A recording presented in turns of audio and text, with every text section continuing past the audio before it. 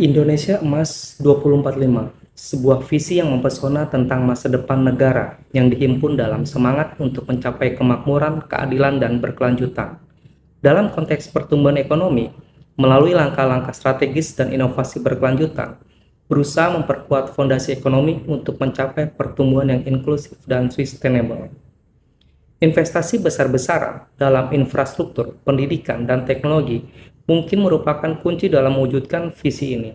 Dengan memanfaatkan potensi sumber daya alam yang melimpah dan keberagaman manusia serta budaya, akan dapat menjadi pusat inovasi dan produksi yang berkelanjutan. Untuk konteks pertumbuhan ekonomi, ada beberapa faktor yang menyebabkan ekonomi di suatu negara tumbuh. Faktor pertumbuhan ekonomi ini dapat dilihat pula dari perspektif para ahli ekonomi. Bahwasanya, teori ini terbagi menjadi 3 bagian, teori klasik, neoklasik, dan histori. Adam Smith dikenal karena kontribusinya yang besar terhadap pemikiran ekonomi modern. Dalam karyanya yang terkenal, yang dituangkan dalam buku yang berjudul An Inquiry into the Nature and Causes of the Wealth of Nations, dalam teorinya, Smith membahas teori pasar bebas dan pentingnya spesialisasi dalam meningkatkan produktivitas. Selain itu, Adam Smith telah menyatakan teori pertumbuhan ekonomi yang mempertimbangkan 2 faktor utama. Pertama, faktor output total. Adam Smith memandang pertumbuhan ekonomi melalui output total. Output total merujuk pada jumlah barang dan jasa yang diproduksi oleh suatu negara. Faktor-faktor yang mempengaruhi output total meliputi sumber daya alam, tenaga kerja, modal, teknologi, bahkan sampai kebijakan pemerintah. Adam Smith sebenarnya lebih menekankan pada tenaga kerja dan modal dalam pembentukan kekayaan suatu negara. Namun, beliau juga mengakui pentingnya sumber daya alam dalam menyokong aktivitas ekonomi. Sumber daya alam ini merupakan bahan mentah yang dapat digunakan dalam berbagai industri untuk menghasilkan barang dan jasa. Tanpa sumber daya alam yang memadai, produksi barang dan jasa akan terhambat atau bahkan tidak mungkin dilakukan. Selain itu, sumber daya alam juga memiliki nilai ekonomi karena mereka dapat diperdagangkan dan dieksploitasi untuk keuntungan ekonomi. Negara-negara yang kaya akan sumber daya alam seringkali memiliki keuntungan komparatif dalam perdagangan internasional dan dapat memanfaatkan sumber daya alam mereka untuk mendukung pertumbuhan ekonomi. Namun, penting untuk diingat bahwa penggunaan sumber daya alam harus dilakukan secara bijaksana dan berkelanjutan agar tidak mengorbankan lingkungan dan sumber daya alam untuk generasi mendatang. Oleh karena itu, keberlanjutan lingkungan harus dipertimbangkan dalam pengelolaan dan eksploitasi sumber daya alam untuk memastikan pertumbuhan ekonomi yang berkelanjutan dalam jangka panjang. Produktivitas dan kreativitas tenaga kerja juga berperan penting dalam pertumbuhan ekonomi. Adam Smith percaya bahwa tenaga kerja yang terampil dan produktif adalah salah satu faktor utama dalam pertumbuhan ekonomi. Spesialisasi dan pembagian kerja memungkinkan individu untuk fokus pada tugas-tugas tertentu dan meningkatkan efisiensi produksi secara keseluruhan. Begitu juga dengan modal. Akumulasi modal atau investasi dalam infrastruktur dan peralatan produksi. Investasi modal dalam bentuk peralatan, mesin, dan infrastruktur juga sangat penting dalam meningkatkan kapasitas produksi dan pertumbuhan ekonomi. Modal memungkinkan perusahaan untuk meningkatkan efisiensi produksinya dan memperluas kegiatan bisnisnya. Pengembangan teknologi baru juga dan inovasi merupakan faktor kunci dalam mempercepat pertumbuhan ekonomi. Teknologi yang lebih maju dapat meningkatkan efisiensi produksi, memungkinkan pengenalan barang-barang baru ke pasar, dan menciptakan peluang baru untuk pertumbuhan ekonomi. Kebijakan pemerintah seperti regulasi, pajak, dan investasi juga dapat mempengaruhi pertumbuhan ekonomi. Pajak yang moderat, regulasi yang mempromosikan persaingan yang sehat, dan investasi dalam infrastruktur dan pendidikan dapat membantu menciptakan lingkungan yang kondusif bagi pertumbuhan ekonomi jangka panjang. Output total ini, menurut Adam Smith, dalam pertumbuhan ekonomi merujuk pada jumlah keseluruhan barang dan jasa yang dihasilkan oleh suatu negara atau wilayah. Konsep ini mencakup semua produksi ekonomi, termasuk barang konsumsi, barang modal, dan jasa. Dalam konteks pertumbuhan ekonomi, output total menjadi indikator penting karena menggambarkan sejauh mana perekonomian suatu negara berkembang. Semakin tinggi output total, semakin besar kontribusi ekonomi negara tersebut terhadap kesejahteraan masyarakat. Pertumbuhan output total dapat dicapai melalui peningkatan produktivitas, investasi dalam infrastruktur, pengembangan teknologi, dan optimalisasi pemanfaatan sumber daya. Faktor-faktor ini berperan dalam meningkatkan output total dan mendorong pertumbuhan ekonomi yang berkelanjutan. Faktor berikutnya menurut Adam Smith adalah faktor pertumbuhan penduduk. Pertumbuhan penduduk juga menjadi faktor yang memengaruhi pertumbuhan ekonomi. Luas pasar dan laju pertumbuhan ekonomi dipengaruhi oleh jumlah penduduk.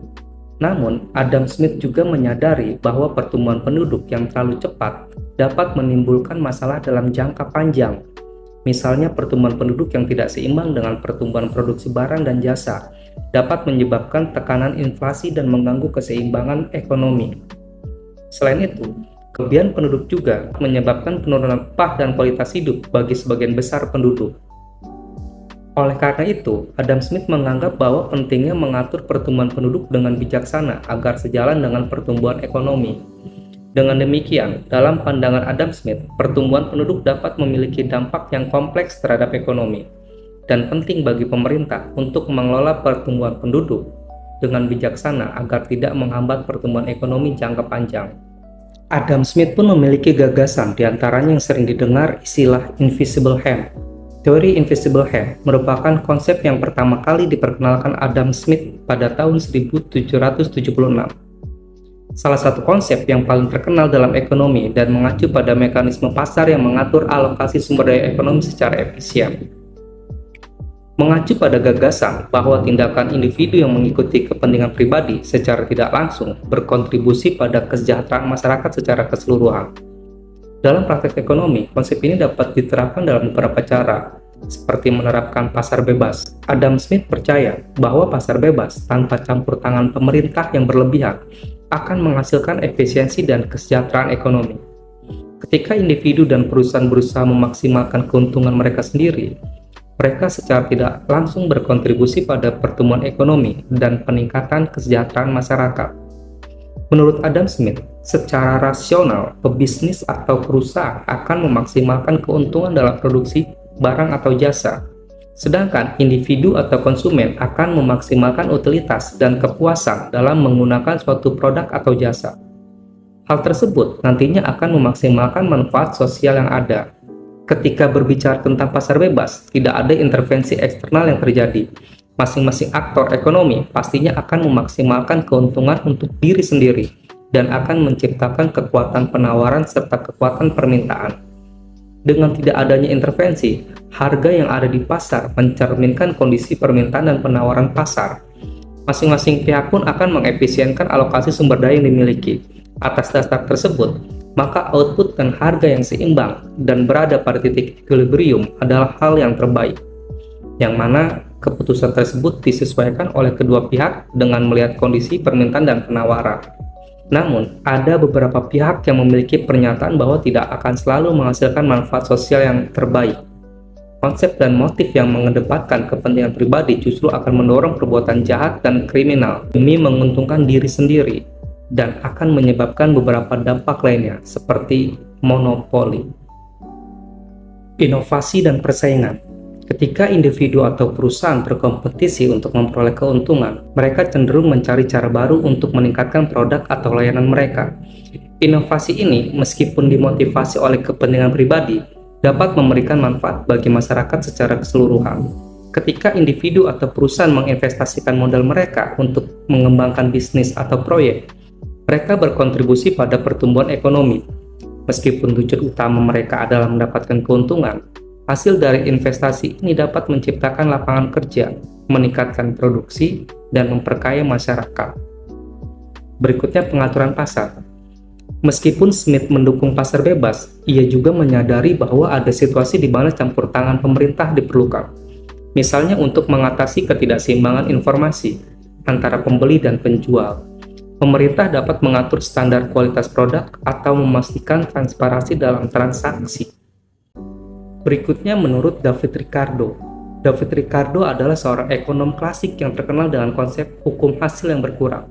Dalam bukunya, The Principles of Political Economy and Taxation, dalam teori The Law of Diminishing Return, David Ricardo menyatakan terdapat beberapa faktor pertumbuhan ekonomi yang mempengaruhi hasil produksi. David Ricardo menyatakan bahwa dalam jangka panjang, penggunaan tambahan faktor produksi seperti tanah, tenaga kerja, dan modal akan menghasilkan hasil tambahan yang semakin berkurang. Hal ini disebabkan oleh keterbatasan sumber daya alam dan produktivitas faktor produksi yang tidak dapat terus meningkat tanpa batas. David Ricardo juga menyoroti pentingnya teknologi dalam pertumbuhan ekonomi. Penggunaan teknologi yang lebih efisien dapat meningkatkan hasil produksi. Namun, pada suatu titik, keuntungan tambahan dari peningkatan teknologi juga akan mengalami penurunan karena hukum hasil yang berkurang. Dengan demikian, faktor utama pertumbuhan ekonomi menurut David Ricardo adalah penggunaan tambahan faktor produksi dan kemajuan teknologi. Yang keduanya dapat memberikan hasil tambahan, namun dengan tingkat penurunan yang semakin besar seiring berjalannya waktu. Menurut David Ricardo, dalam konteks hukum hasil yang berkurang, faktor-faktor seperti jumlah penduduk dan sektor pertanian yang dominan memiliki dampak yang signifikan terhadap pertumbuhan ekonomi. Jumlah penduduk yang meningkat dapat menyebabkan tekanan pada sumber daya alam dan faktor produksi lainnya. Pada awalnya, peningkatan jumlah penduduk dapat mendorong pertumbuhan ekonomi karena meningkatkan pasar konsumen dan tenaga kerja. Namun, seiring bertambahnya jumlah penduduk, tekanan terhadap sumber daya alam seperti tanah pertanian akan meningkat, yang kemudian dapat mengarah pada hukum hasil yang berkurang. Dengan kata lain, peningkatan penduduk dapat menyebabkan produktivitas tanah menurun karena terbatasnya lahan yang tersedia. Sektor pertanian yang dominan juga memainkan peran penting dalam teori hukum hasil yang berkurang. Ketika sebagian besar penduduk bekerja di sektor pertanian, peningkatan jumlah tenaga kerja dalam sektor ini dapat menghasilkan hasil tambahan pada awalnya. Namun, pada suatu titik, penggunaan tambahan tenaga kerja dalam pertanian mungkin tidak memberikan hasil tambahan yang signifikan karena keterbatasan lahan yang tersedia dan hukum hasil yang berkurang. Hal ini dapat mengarah pada peningkatan ketidakseimbangan dalam struktur ekonomi dan membatasi pertumbuhan sektor-sektor lain yang lebih produktif. Dengan demikian, dalam konteks teori hukum hasil yang berkurang, faktor-faktor seperti jumlah penduduk dan sektor pertanian yang dominan dapat memiliki dampak yang kompleks terhadap pertumbuhan ekonomi, karena mereka dapat mempengaruhi produktivitas sumber daya alam dan faktor produksi lainnya. Berikutnya ada aliran neoklasik, di mana tokohnya ini ada Robert Solow, salah satu ekonom terkemuka yang mengembangkan model Solow, kerangka kerja penting dalam teori neoklasik pertumbuhan ekonomi. Solow dianugerahi hadiah Nobel dalam ilmu ekonomi pada tahun 1987 untuk kontribusinya dalam mengembangkan model tersebut. Menurut Robert Solow, ada beberapa faktor utama yang mempengaruhi pertumbuhan ekonomi jangka panjang, yaitu akumulasi modal, kemajuan teknologi, tenaga kerja, serta efisiensi faktor produksi. Dalam akumulasi modal, Solow menekankan pentingnya akumulasi modal sebagai salah satu faktor utama yang mempengaruhi pertumbuhan ekonomi. Akumulasi modal melalui investasi dalam infrastruktur, peralatan, dan sumber daya lainnya dapat meningkatkan produktivitas dan output keseluruhan dalam perekonomian. Solow pun mengakui bahwa pertumbuhan ekonomi juga didorong oleh kemajuan teknologi.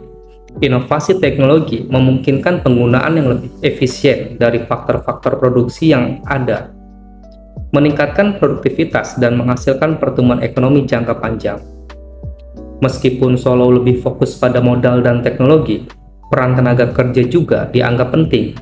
Pertumbuhan jumlah dan kualitas tenaga kerja dapat meningkatkan kapasitas produksi dan kontribusi terhadap pertumbuhan ekonomi secara keseluruhan.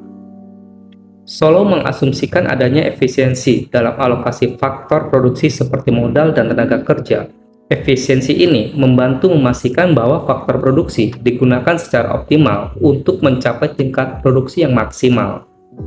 Selain itu, Robert Solow juga mengakui bahwa adanya hukum hasil yang menurun, di mana tambahan modal dan tenaga kerja pada suatu titik akan menghasilkan tambahan produksi yang semakin kecil. Namun, kemajuan teknologi dapat membantu melampaui batasan ini dengan meningkatkan produktivitas secara keseluruhan.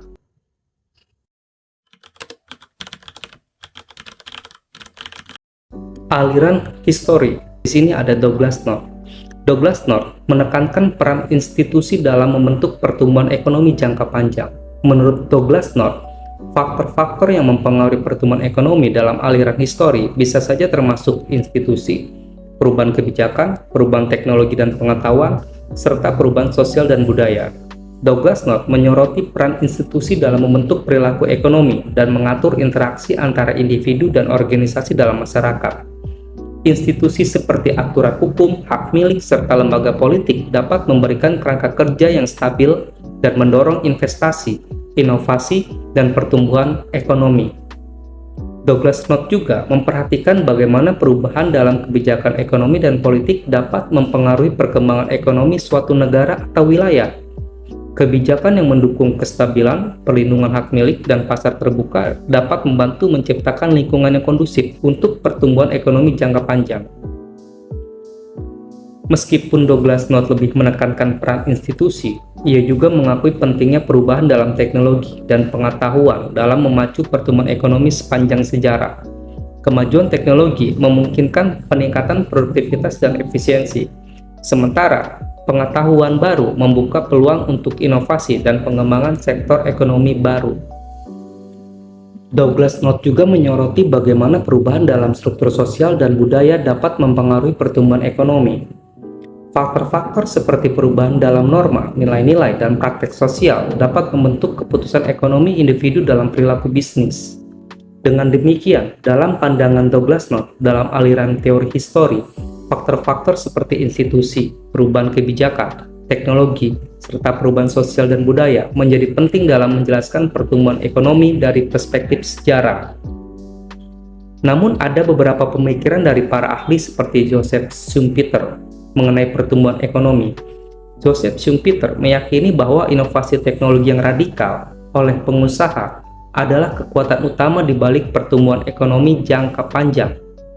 Joseph Schumpeter juga menekankan pentingnya peran kewirausahaan dalam mendorong perubahan ekonomi dan kemajuan teknologi. Untuk mewujudkan Indonesia emas, diperlukan upaya yang besar dalam kolaborasi lintas sektor. Indonesia memiliki potensi besar untuk mencapai tujuan ini, dengan memiliki sumber daya alam yang melimpah, keanekaragaman budaya, dan juga harus didukung oleh tenaga kerja yang produktif, sehingga memiliki fondasi yang kuat. Namun, bagaimana tantangan masalah seperti ketimpangan ekonomi, kemiskinan, ketidaksetaraan, hingga perubahan iklim? Ini pun harus dapat ditangani dengan serius untuk memastikan pertumbuhan ekonomi. Apakah dengan gagasan yang sudah disampaikan para ahli, bisa mewujudkan Indonesia Emas 2045? Oleh karena itu, harapan besar untuk pemerintah, sektor swasta, masyarakat sipil, dan semua pemangku kepentingan lainnya saling bersatu, bersinergi, dan bekerja sama untuk mewujudkannya. Apakah menurut kalian bisa mewujudkan Indonesia Emas 2045?